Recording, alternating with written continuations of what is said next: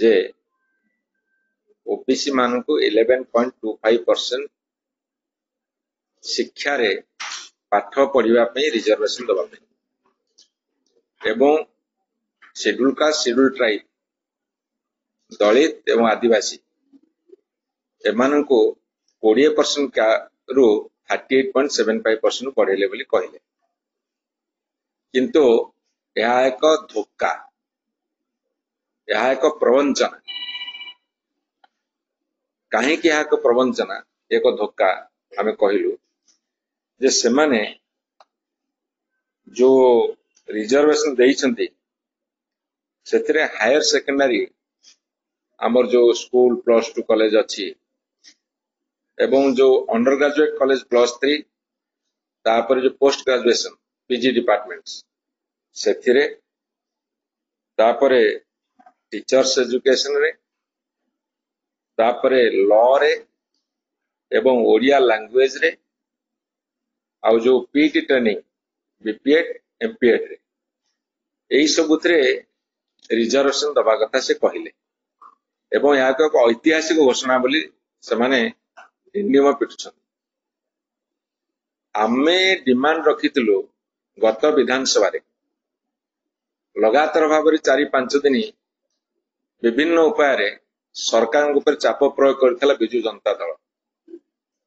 आमे विधानसभा भितरे मुलतवी प्रस्ताव रे उठेलु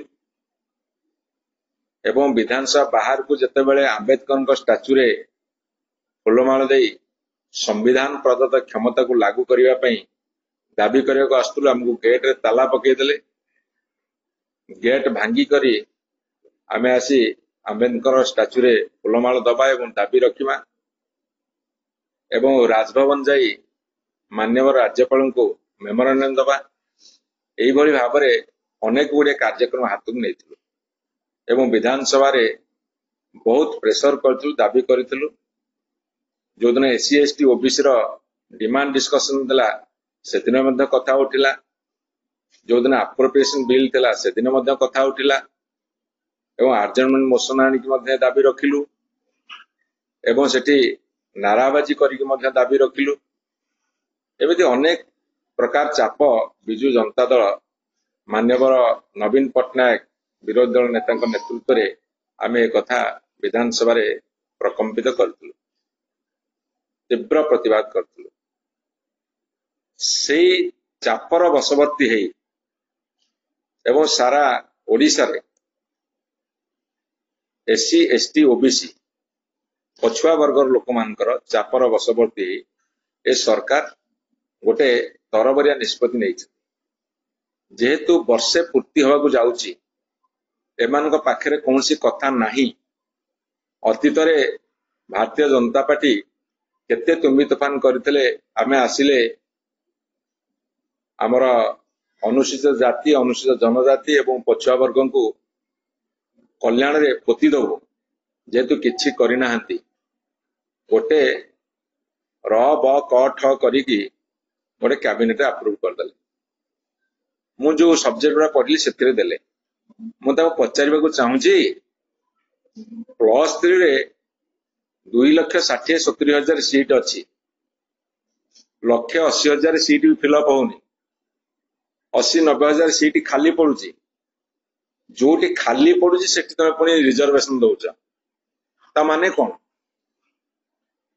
जोटी सीट खाली पड़ुची अंडर ग्रेजुएट पोस्ट ग्रेजुएशन रे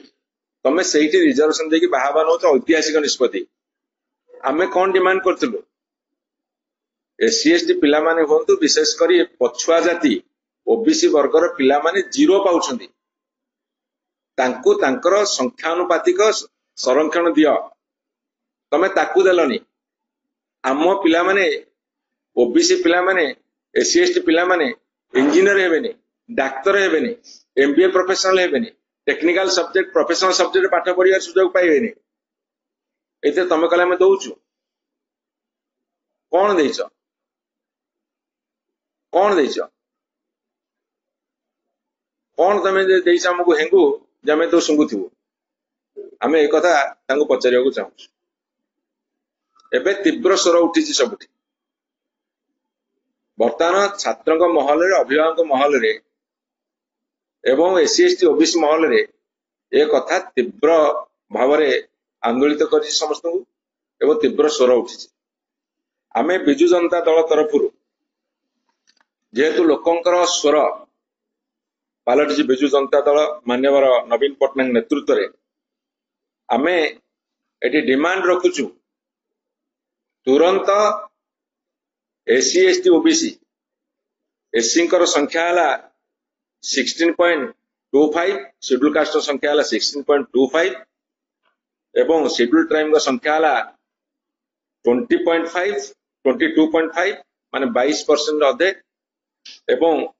एससीबीसी संख्या ओबीसी संख्या जदि 54% किंतु अंततः सारा भारत वर्ष 27% दिया जाउची 27% दिया जाऊ एवं ताकू तुरंत लागू करा जाऊ शिक्षा क्षेत्र में कौन सी प्राबंधी नहीं सुप्रीम कोर्ट रो गाइडलाइन अनुसार कथा कहउछंती तमे जॉब क्षेत्र दे परिबनी कैपिंग तो उठिया को बर्तमान एसएलपी अछि हम सरकार बेले एसएलपी जाइथिले तमे ताको सुप्रीम कोर्ट जाइथिले तमे ताको लागि उठा कैपिंग तेनु करी से परवर्ती कथा वर्तमान पे आमर जेतिकी न्याज्य दाबी सेतिकी दियो एससी एसटी पिलाम केते दउछ तांकर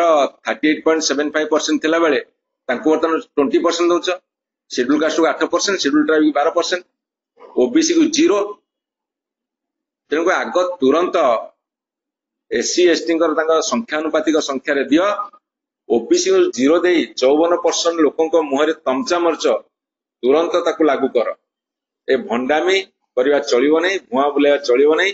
हेंगु सुंगेबा चलिबो नहीं ताकू लागू कर एइति पे लोकंकर स्वर बिजु जनता दल आगामी 21 तारीख